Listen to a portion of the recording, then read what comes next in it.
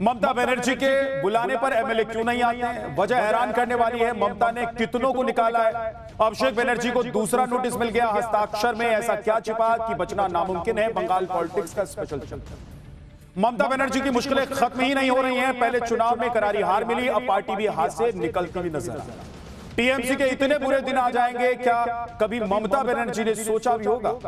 अब पार्टी की ऐसी दुर्दशा देखकर ममता बनर्जी का गुस्सा साथ में आसमान। आप देखिए कि ममता बनर्जी की पार्टी का क्या हाल हो गया है। टीएमसी नेता एक एक करके पार्टी छोड़ रहे हैं। कई विधायकों ने पार्टी से दूरी बनानी शुरू कर दी है। कुछ नेताओं ने लीडरशिप पर सवाल उठाने शुरू कर दिए। विरोध करने वाले विधायकों को टीएमसी बाहर निकाल रही है। नेताओं को जनता के विरोध का सामना करना पड़ रहा है। कुल मिलाकर चुनावी हार के बाद अब तृणमूल कांग्रेस के भीतर बेचैनी खुलकर दिखाई दे रही है। लेकिन आप देखिए कि उठापटक टीएमसी में मची हुई है और ममता बनर्जी इसका ठीकरा भी बीजेपी पर फोड़ रहे हैं।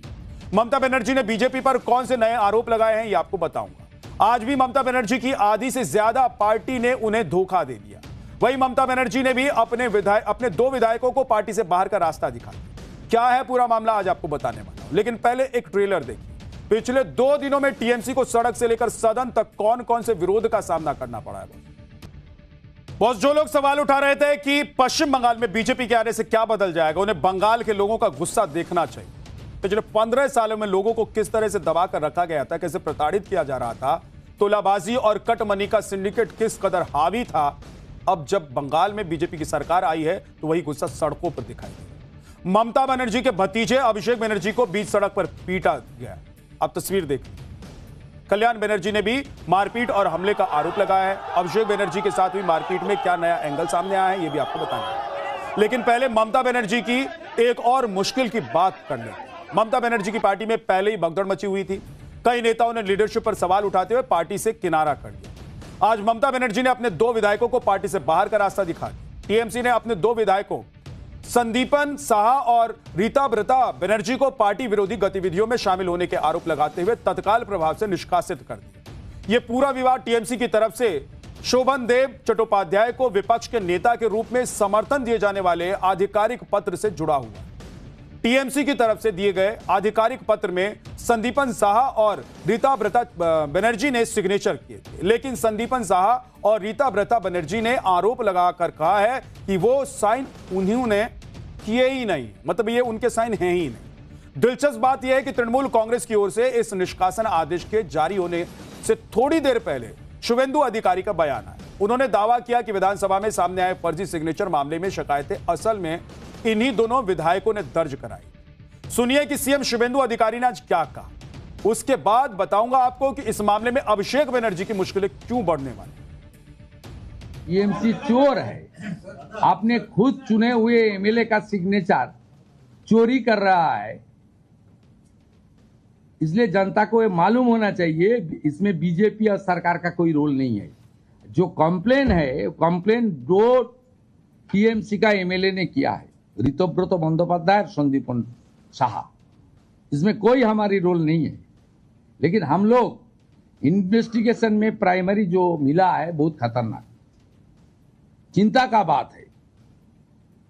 एक रजिस्टर्ड पॉलिटिकल पार्टी जो 15 साल सरकार चलाया, उन्होंने अपने खुद एमएलए का सिग्नेचर फॉल्स करके भेज रहा है असेंबली के अंदर।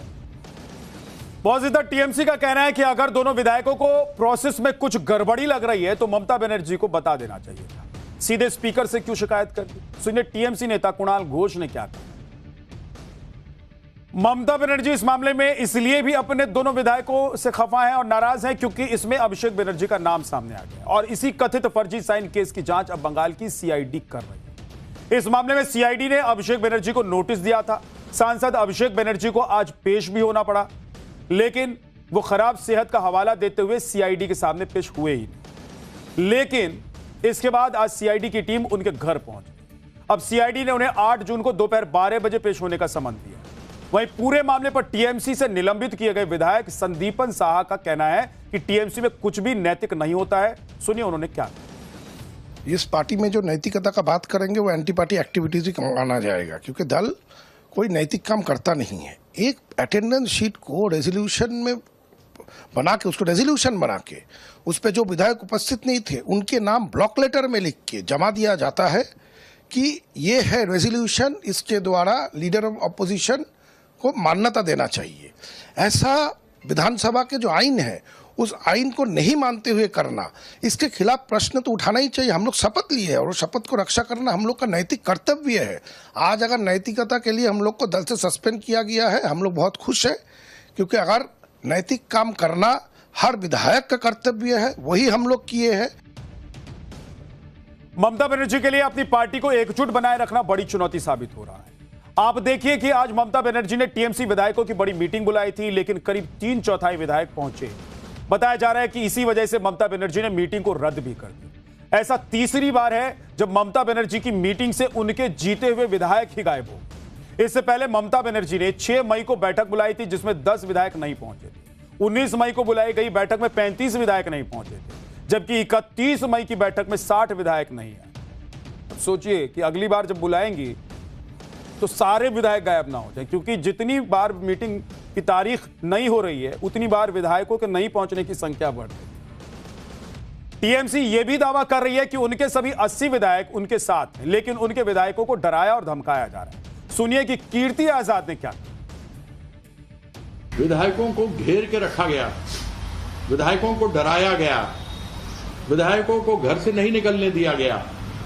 आप ये समझ लें कि 80 के 80 विधायक तृणमूल के साथ हैं। होने हमारे 200 से ऊपर होने चाहिए थे, लेकिन उन्होंने खेल खेला। सीसीटीवी कैमरे नहीं, ये फुटेज हमको नहीं दिखाते। तो ये सारी चीजें हैं जो हमारे सामने हैं।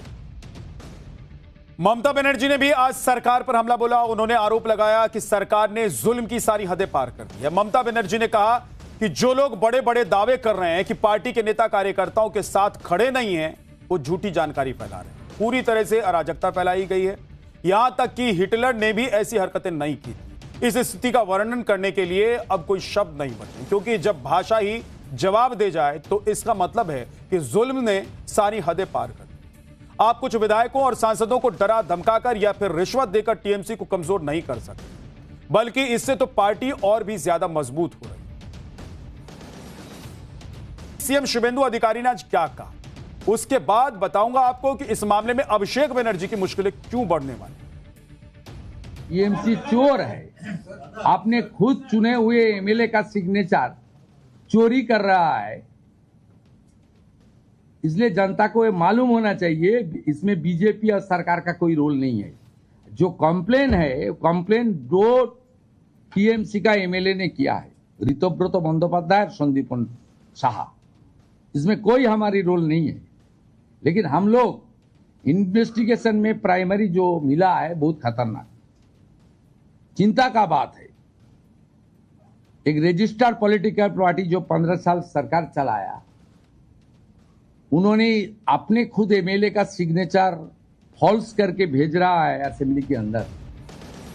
बहुत ज्यादा टीएमसी का कहना है कि अगर दोनों विधायकों को प्रोसेस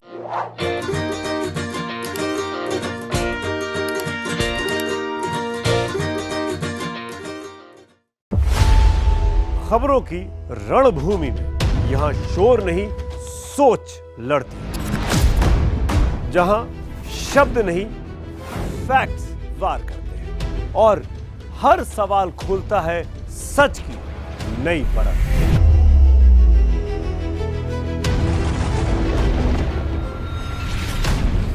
चक्रव्यूह आपके अपने सुमित अवस्थी के साथ सोमवार से शुक्रवार शाम 6:57 पर टाइम्स नाउ नव भारत पर।